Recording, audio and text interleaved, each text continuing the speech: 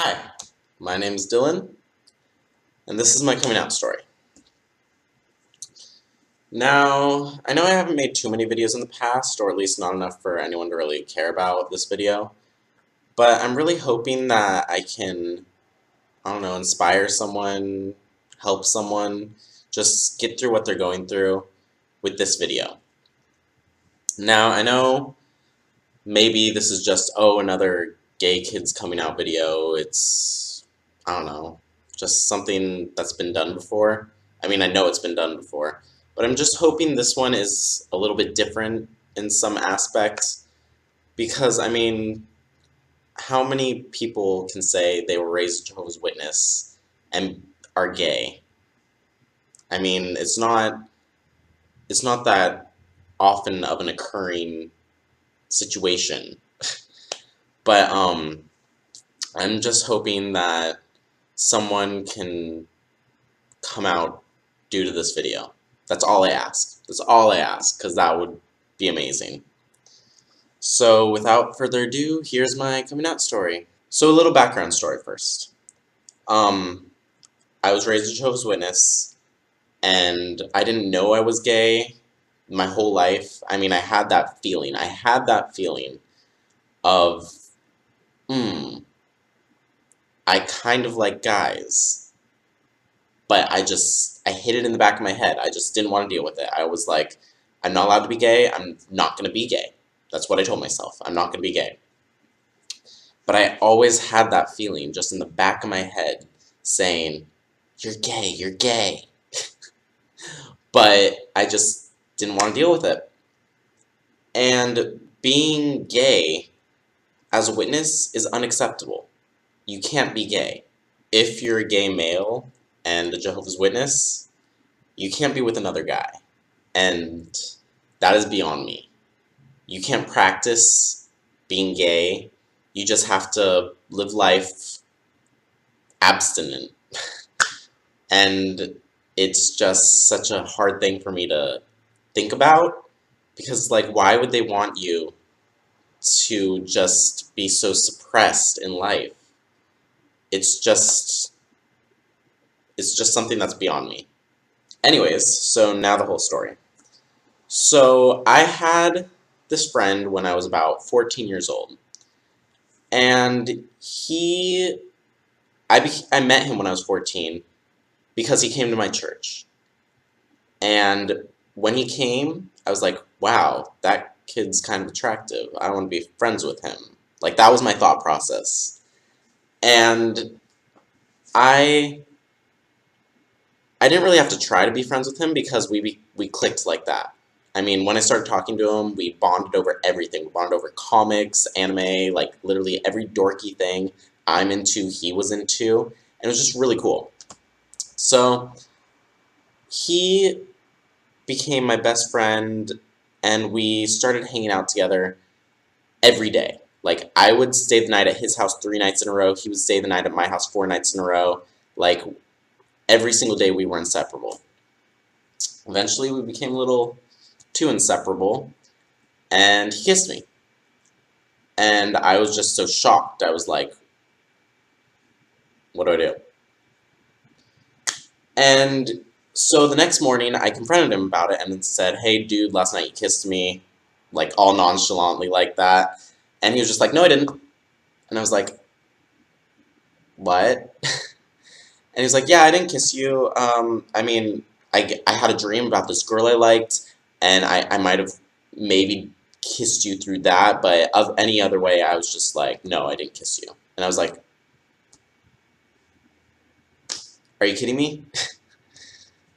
So this became a regular occurrence, and eventually it became too much for me to handle. So one day, just some stupid thing, I was just texting him about how annoying his parents are, and his parents saw these texts and said, you can't hang out with Dylan anymore. And I was like, it hurt, because I mean, sure, I was trash-talking his parents, but this guy that I got extremely close to, who I ended up really liking, was like, not allowed to see me anymore, and that sucked. I mean, I it was stupid on my part, but it just sucked for me because I really liked this guy, and it was just it was done like that. So I went through this whole little emo phase where I was like not talking to anyone because of that situation, and my mom, being the caring, loving mother she is, goes through my phone and she starts searching through my texts and she sees, oh, he likes this guy. And my mom was just like, oh shit. So she confronted me about it, and literally that was the most loving thing my mom could have done. Like if she just like let it pass by, been like, oh whatever, or not oh whatever, because no parent that's a Jehovah's Witness would be like, oh whatever, my son's gay. She had to talk to me about it, and I thought that was the most loving thing a mother could have done. So she talked to me about it, and of course, being the stupid little shit I was just like, go away, mom. And I should have, looking back now, I should have been a lot cooler with it. But I mean, what kid coming out like that would be cool with that? I don't know. Anyways, so my mom found out I was gay, and I was just, it was that don't ask, don't tell type thing. So she would just be like, she wouldn't talk about it. My whole family wouldn't talk about it. No one else had to know type thing. And that kind of sucked, but I mean, it's what I expected for me to be a part of that religion. Anyways, so one night I went to this party and I I was helping with it and I was answering the door for the guests coming in, and I heard a knock at the door for one of these guests. I opened the door and there's the guy that I liked. So that night at the party, things were a little awkward between me and that guy at first, but I mean, things went back to normal and we were best friends again. And then things went back into our normal routine of this whole situation between us, and he cried. And I think he cried because he was scared. He was scared of who he actually really was. And I mean, I look back, I get that now, it's completely cool. But I wish he didn't have to be scared of who he was. Because you shouldn't be scared of who you are. You shouldn't. I mean, sure, you're part of this religion that says you can't be this way, then why do you need this religion? I mean, I'm not trying to smack talk being a Jehovah's Witness, but if you're gay and you don't feel like that's the right religion for you, don't be a part of it. I mean, really, it's quite simple, to be honest. Anyways, so yeah, that was the last time I saw him, ever. And sure, it kind of sucked, but I mean, I'm happy now without him. He's happy now without me. At least I think so. I don't know, but all I know is I'm good, and that's all that matters. Looking out for number one. So this one idiot who wasn't invited to the party decided to do some snooping, found out I was gay, told all the kids in the church I was gay, told his mom, who told all the parents in the church I was gay, both of them being the fucking dynamic duo those two are, were like, keep Dylan away from your children, he'll turn them gay. I mean, in what century do we live where we believe a gay person can infect other people and spread their gay disease? Like, that was ridiculous. Like, the stupidest thing that could have ever happened. I was like, you guys are idiots. But unfortunately, a lot of people took that to heart. And they ended up keeping their children away from me, my friends away from me. And it sucked. Because I couldn't see my friends. I mean, I talked to them when I was at church, but besides that, they weren't allowed to hang out with me. And it sucked. But I made the best of it. I tried to keep a smile on all the time. I tried being me, but it was hard. And first, certain amount of time I was very depressed. And I went through this huge state of depression, and it was just, it was awful. A time in my life that I don't like looking back on. And I was so depressed because I knew that now everyone knew I was gay. Everyone part of this church that thought being gay is bad, they all knew I was gay. So I was like, I thought of it like the scarlet letter. Like, I thought of myself as a scarlet letter. This was about junior year in high school, and high school, normally people in high school, they're like, oh, I hate school, I hate everything.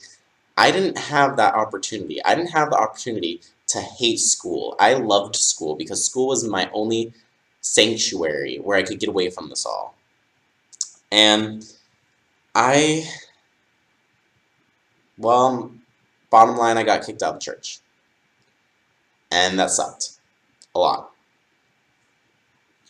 So I mean, what else was there for me to do? I went through this huge state of depression because I knew every single person that I loved, all my friends, all my family, they would have to shun me. And after I got kicked out of the church, here they are shunning me. They couldn't talk to me, they couldn't look at me. I mean, it was ridiculous. My very own best friend, my best friends that I grew up with since preschool, they couldn't talk to me. And it hurt a lot.